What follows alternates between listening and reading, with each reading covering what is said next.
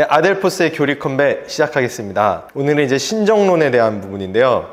다루기가 제일 까다로운, 모든 변증에서 가장 까다로운 부분이라고 저는 꼽아요. 그리고 이 신정론에 대한 질문은 가장 많은 성도들이 관심 갖고 있는 핵심적인 궁금증 투성이, 그런 이론 중 하나인데, 신정론이 무슨 의미인지 설명해 주시겠어요? 지금 그걸 이제 하려고 합니다. 신정론은 하나님의 정의에 대한 거예요. 그러니까 하나님이 정의로운 분이다 라는 거를 변론해야 되는 거예요. 근데 하나님이 정의롭습니까? 하나님 정의로우세요? 아니요. 아이고. 악하세요. 내 기도 안 들어줘. 하나님 정말 참으로 진실로 정의로운 게 틀림없습니다. 이창호 목사님의 기도를 들어주지 않는 우리 하나님은 진실로 정의롭습니다. 청년이요. 자, 근데 여러분, 오늘날의 인간의 고통의 문제, 그리고 또 이 악의 문제, 여기 앞에서 과연 하나님이 정말 정의로우신가? 라는 이런 퀘스천 마크, 물음표가 있단 말이에요. 그러니까 이게 신정론이 답변해야 할 숙제입니다, 숙제. 여러분, 이 고통의 문제에 대해서는 많은 복음주의권 학자들이 얘기를 엄청 많이 해놨어요. 대표적으로 현대에는 팀 켈러 목사님이 고통의 답하다. 그리고 또 C.S. 루이스의 고통의 문제, 그거 보면은 하나님께서는 고난이 왜 있냐? 하나님의 메카폰이다, 사이렌이다, 이렇게 이제 얘기하고 강렬한 그 신정론의 답변들이 있단 말이죠. 그리고 또 동양권 신학자들도 있어요. 가타모리 가조의 하나님 아픔의 신학. 근데 이제 무엇보다 뭐니 해도 이 질문이에요. 우리가 고통당할 때 하나님은 무엇 하고 계시느냐? 이거에 대한 질문에 대한 아주 강렬한 답변을 내세우면서 현대 신학의 큰 거장으로 성장하게 된 신학자가 있거든요. 그게 바로 이제 윌리엄 몰트만입니다. 몰트만은 사실 미안하지만 몰트만 제자가 한국에도 많고 한데, 몰트만이 엄청나다, 물론 엄청난 학자긴 하지만 사실 동시대 학자들 중에 괜찮은 실력 있는 뛰어난 학자들이 너무 많아요. 뭐 바르트라든가 판넨베르크라든가. 그래서 그런 학자들에 비하면은 몰트만이 크게 이슈를 끌기에는 좀 부족한 독일학자 아닌가 생각할 수 있으나, 몰트만이 인기를 끌게 된 이유가 있어요. 대표적인 저서가 십자가에 달리신 하나님이라는 책이에요. 이제 그 김균진 박사님이 번역하신 책인데, 이게 아주 좋은 인사이트를 줘요. 여기서 뭐라고 얘기하냐면은, 우리가 고통당할 때 하나님도 함께 고통당하신다, 이렇게 주장을 합니다. 우리 고통당할 때 하나님 무엇 하고 계십니까? 라는 그 무엇을 합니까? 라는 질문 앞에 하나님의 위치를 설명하는 거예요. 함께 있다는 겁니다. 그리고 함께 뭘 하고 계십니까? 고통을 당하고 계신다, 이겁니다. 여러분 어때요? 많이 위로되지 않습니까? 엄청나게 위로돼요. 이게 내가 아픈데 똑같이 아파요. 내가 고통 속에 몸부림치고 있을 때 그 고통을 함께 느끼고 있어요. 우리 아플 때 옆에 누가 아프면요, 괜히 위로돼요. 내 아픈 일, 힘든 일을 누군가 겪은 사람이 있으면은 위로가 돼요. 같이 그 공명이 된단 말이에요, 눈물 속에서. 그래서 인간은 자신의 고통을 다른 누군가가 동일하게 받는다라는 사실에서 위로를 받는 그런 존재입니다. 그래서 하나님의 위로하심은 우리가 함께 고통당한다 라는 말로 많은 설명이 되죠. 특히 십자가에 달리신 하나님, 십자가에서 주님이 모든 고통을 당하신 거예요. 하나님도 그때 함께 십자가 위에서 고난 당하신 겁니다. 그래서 우리 주변에 안타까운 사건들이 정말 많습니다. 뭐 세월호 사건도부터 해가지고 또 이태원에 있었던 또 참사, 그리고 또 수혜민들의 이 아픔들, 우리는 끊임없는 불행과 고통과 사고 속에 살아가고 있는 존재들이에요. 근데 이런 고난의 한복판, 고통의 한복판, 악의 한복판에서 하나님도 함께 그 처절한 고통의 십자가를 짊어지고 계신다라는 것이, 성부와 성자가 따로 있지 않고 하나로서 그 고난을 짊어지고 있다는 것이 우리 신앙의 큰 위로로 다가오죠. 이게 지금 현대 신학에서 유행하고 있는 신정론의 내용인데, 제가 왜 내용인데 하고 이제 컴마를 치냐면은 좀 반대되는 얘기를 좀 하고 싶어요. 이거 이제 그만해야 된다는 겁니다. 이 신정론 폐기시켜라, 갖다 버려라, 이렇게까지 얘기하고 싶은 마음을 제가 참고 억누릅니다. 왜 그러냐면은, 여러분, 십자가 위에서 주님이 고통 당하셨지만, 그래서 주님이 우리의 고통을 무엇보다 잘 아시지만 고통 앞에서 패배하지 않으셨습니다. 그래, 함께 고난 당하는 사람이 옆에 있어, 위로돼요. 그래서 뭐 해결됐습니까? 같이 울어줬어. 해결됩니까? 해결 안 돼요, 그거. 우리 하나님은 우리가 고난당할 때 그 고통 속에서 같이 고난당하고 울고 계신 하나님으로 약화시키면 안 돼요. 하나님 강하신 분입니다. 우리 고난 당할 때 함께 고난 당하시고 아파하셔서 눈물 흘린다. 그걸로 퉁치지 마세요. 그거 아니에요. 저 그거 옳지 않다고 생각해요. 너무 이런 신앙만이 유행하는 나머지 타락한 신정론 때문에 성도들의 신앙이 하염없이 약해졌다고 저는 생각합니다. 이건 비판하시고 댓글로서 공격하셔도 좋아요. 제가 이거에 대해서 공격하는 댓글엔 답글을 달아드리겠습니다. 신정론, 저는 위르겐 몰트만식의 공감의 신정론 이제 버려야 된다는 겁니다. 하나님은 공감하실 수 없는 하나님이라는 사실을 여러분 기억하셔야 돼요. 이거는 정말 그렇습니다. 하나님은 신이세요. 하나님이시란 말입니다. 그분이 우리 인간의 피조물을 창조하시고서 우리의 가운데 침투에 들어오시고 우리와 함께 고난당하셨지만 함께 고난당하는 것 자체가 목적이 아니에요. 고난 이후에 뭐가 있습니까? 죽음 이후에 뭐가 있어요? 부활이 있어요. 그렇습니다. 부활신앙까지 나가야 되는 거예요. 우리의 진정한 위로는 다시 살아난다는 것에 있습니다. 아멘. 고난의 문제, 악의 문제, 고통의 문제 속에서 허우적대서 하나님 함께 고통당했다. 거기서 끝나면 어떡합니까? 거기가 마침표면은 하나님도 약한 하나님인데 그런 하나님을 왜 믿습니까? 여러분 약한 하나님 믿겠습니까? 아니면 나를 고난 중에서 끄집어낼 수 있는 하나님을 믿겠습니까? 응? 상식적으로 함께 고통당하는 건 별로 도움 안 돼요. 진짜 우리가 필요한 거는 내가 물속에서 허우적댈 때 같이 옆에 물속에서 허우적대는 신이 아니라 물 밖에서 나에게 그물을 던져주시고 밧줄을 던져주시는 하나님이 필요하다고요. 하나님은 여러분들을 고난 속에서 구원하실 겁니다. 이게 신정론입니다. 하나님은 여러분들을 고통 속에서 방치하지 않으시고 끄집어내실 거예요. 역사 속에 방치한 사건이 있는데요. 끝이 아니라니까요. 마침표 안 찍혔습니다. 계속 물음표로 가져가세요. 그러나 인생의 마디마디마다 그 물음표 속에서는 느낌표가 숨겨져 있다고요.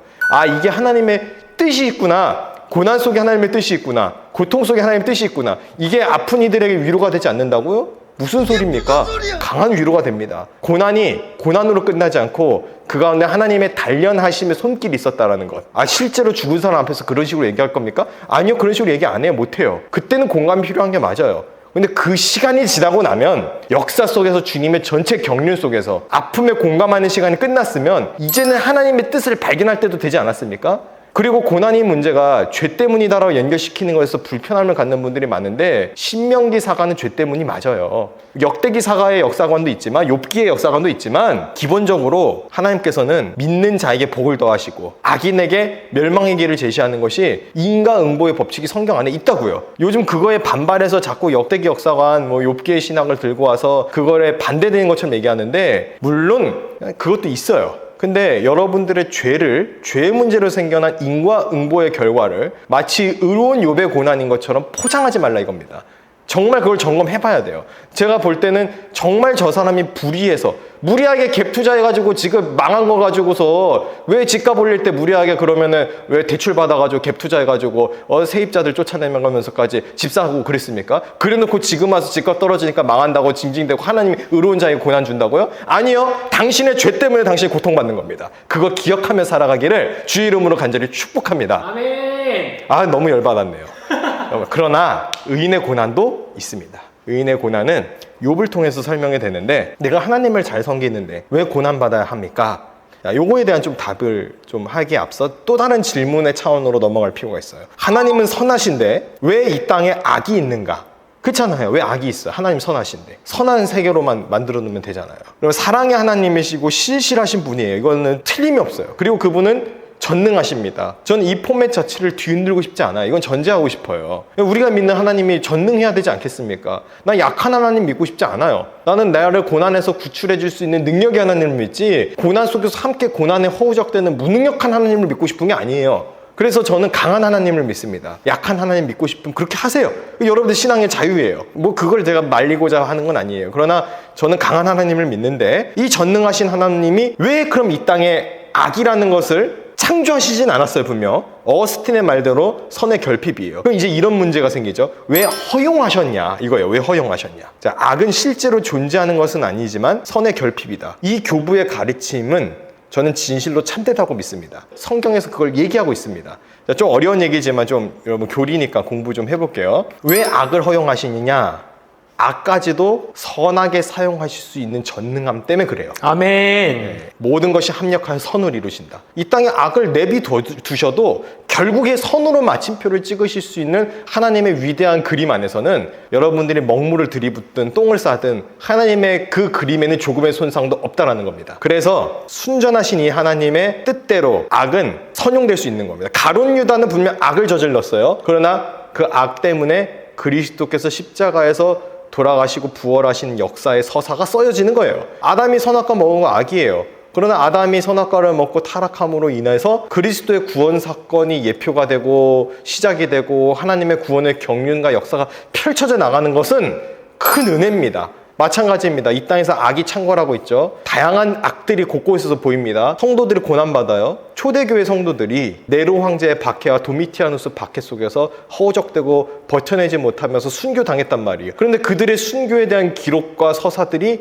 뭘 만들어냅니까? 요한계시록이 쓰여지게 하고 베드로 전후서가 쓰여지게 하고 또 바울의 여러 서신들이 쓰여지게 하는 결정적인 원인이 된다고요. 그러니까 고난은 우리 눈에 악하게 보이지만 하나님께서는 그 악조차도 선하게 사용할 수 있는 능력의 주님이라는 사실을 믿고 고백하면서 살아가기를 주의 이름으로 간절히 축복합니다. 이해가지 않습니다. 이해하라는 거 아닙니다. 신정론에서만큼은 제가 늘 얘기하는 게 논리로만 접근하지 말라는 거예요. 논리로 접근했을 때 하나님의 구원 경륜 서사가 다 이해된다? 그게 바로 이단이에요. 하나님의 정의로움을 우리의 논리로 다 이해한다? 그러면 지가 하나님이지, 지가. 예를 들게요. 이런 변증도 가능해요. 어린아이가 잔인무도한 살인자의 칼에 의해서 위협받고 있습니다. 그럼 하나님이 그 살인자의 칼을 막으실 수 있는 분이에요, 없는 분이에요? 막으실 수 있어요. 있는데 그럼 왜 안 막으세요? 안 막으셨다 그러면은 선하지 않은 하나님이에요? 하나님이 죽였습니까? 막으실 수 있는 분이신데 죽인 건 어쨌든 살인마가 죽인 거 아닙니까? 왜 하나님 탓을 할 건 아니에요, 첫째. 두 번째, 왜 막으실 수 있는 분이 안 막으셨느냐? 여러분, 하나님은 질서의 하나님이세요. 이거 잊으면 안 됩니다. 그 순간 칼을 무디게 하고 칼날을 튕겨져 나가게 하실 수 있는 하나님이지만 그렇게 구제하지 않는다. 만약 그런 식이라고 한다면은 뜨거운 끓는 물의 주전자를 따를 때마다 얼음물로 바꾸셔야 하겠습니까? 그럼 여러분들은 뜨거운 차는 못 마실 텐데요. 하나님이 꼭 자연 법칙을 깨므로써 기적 사건이 나타나는 것만이 하나님의 역사라고 생각합니까?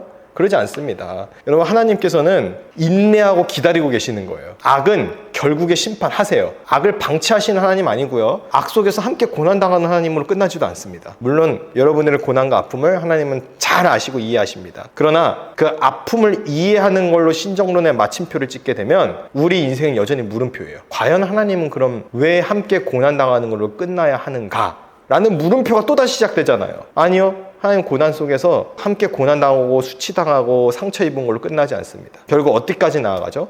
우리를 끄집어내시고 영광스러운 보좌로 이끌어 올리시고 그리고 지금도 주님의 우편에서 그 영화로운 백보좌 위에서 우리를 내려다보고 계신다 이거예요. 지켜 보호하신다는 겁니다. 나는 보호받지 못하고 있는 것 같아요. 나는 하나님의 사랑 속에 없는 것 같아요. 내 인생은 너무 괴로워요. 나는 내 인생을 포기하고 싶어요. 나는 극단적인 선택도 하고 싶어요. 이런 질문을 또 하시는 분들이 계세요. 여러분들이 얼마나 힘들면 그렇게 얘기할까? 그런 고민을 하는 거가 과연 믿음이 없는 행동일까? 그렇게 생각하지 않습니다. 정신적으로 아파서 우울한 거 가지고 그런 고민 속에서 고통 속에서 결국에 자기 스스로 자기의 목숨을 끊는 것 너무 억울한 일이고 안타까운 일이에요. 그러나 저는 목사입니다. 기독교 신앙을 가진 자예요. 자살해도 괜찮다라고 어떻게 말합니까? 안 된다고 말해야죠. 일단 그렇지 않습니까? 어떻게든 버티라고 얘기해야 됩니다. 왜 근데 그렇게 말하느냐? 근거가 있어요. 최후 승리가 있기 때문에 그렇습니다. 최후 승리를 믿으셔야 합니다. 여러분, 전반전에 골 15골 먹힐 수 있고 20골 먹힐 수 있어요. 근데 이건 녹화 테이프라고요. 결승전에 이미 우리는 올라가기로 작정되어 있어요. 우리는 예정되어 있습니다. 확실해요.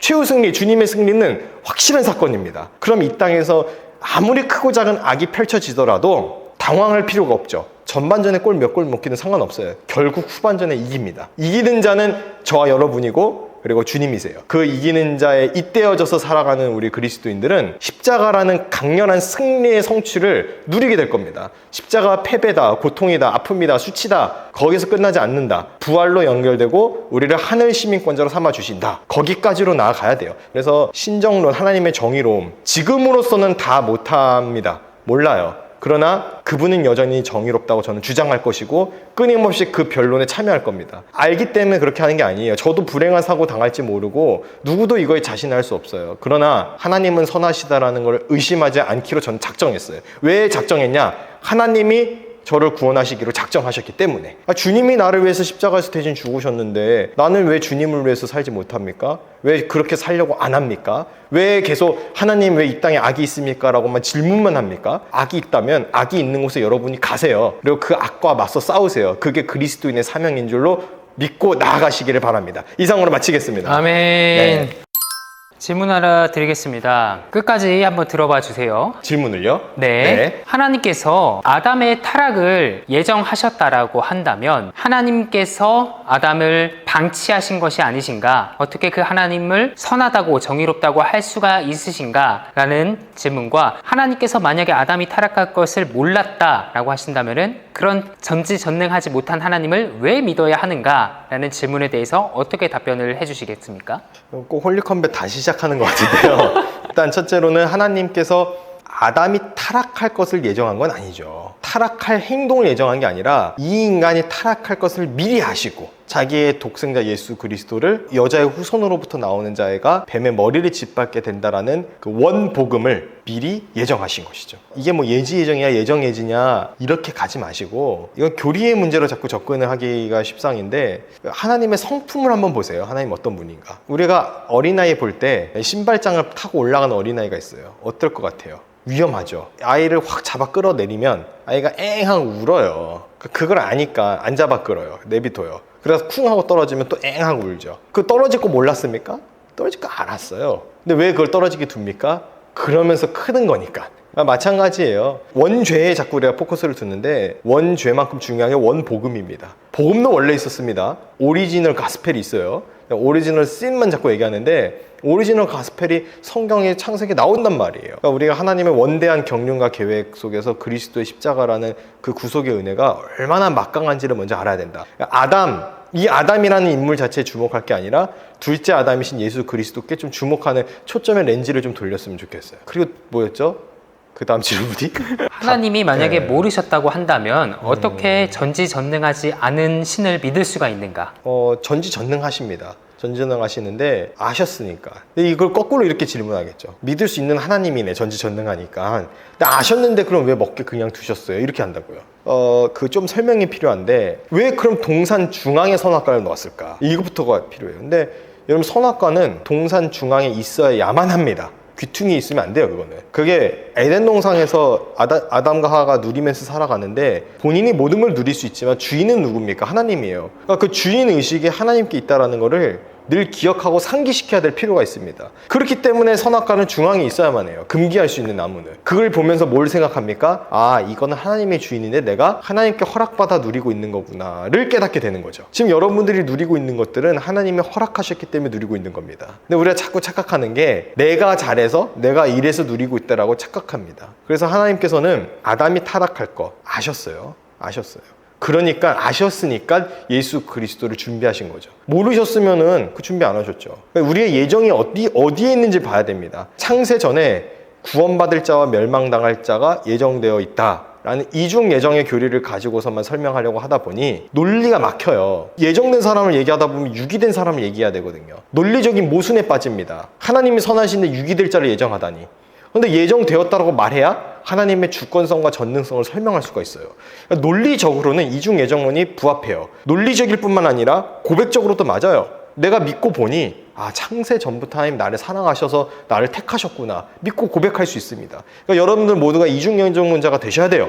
예수 그리스도를 주로 영접하고 믿으면. 전 이중 예정론을 그래서 나쁘게 생각하지 않아요. 그러나 이 이중 예정론이 유기를 설명하고 타인의 예정 여부를 내가 결정하는 어떤 정죄의 도구로 사용된 순간 이건 마귀의 교리가 맞아요. 이중예정론은요, 내가 구원받은 걸 감탄하는 감탄사의 어미 끝에 나오는 거지 하나의 교리적 지침으로서 타인을 정죄하거나 선교를 방해하는 용도로 사용된다면 사용되지 말아야 합니다. 하나님이 창세전에 예정한 것은 그리스도의 구원의 방법이지 구원받을 자와 멸망당할 자가 아닙니다. 그러면 성경에 왜 모든 이들이 구원받기를 원한다고 하나님 하셨겠어요? 만인구원론은 아닙니다. 모든 이들이 구원받는다가 아니에요. 모든 이들이 구원받기를 원하신다는 겁니다. 누구를 통하여서? 예수 그리스도를 통하여서. 그래서 계속 하나님께서 기다리시고 인내하고 계시는데 그걸 갖다 성경에 기록된 건데 나의 개인적 측면으로는 창세전에 예정하신 게 맞고 토기장이가 정한 거에 대해서 어떻게 우리가 질문하고 반박할 수 있겠습니까? 그게 맞아요. 그러나 성경 다른 곳에 보면 모든 이들이 구원받기를 원한다고 두렵고 떨림으로 구원 얻으려고 하잖아요. 그러니까 여러분들의 구원 여부에 대해서도 아담의 이 죄의 문제랑 연결시켜서 좌절하지 마시고 그리스도의 끝없는 사랑을 발견하고 그 사랑 속에서 감사함으로 살아가는 훈련이 좀 되기를 좀 소망하는 바입니다. 마치겠습니다. 네.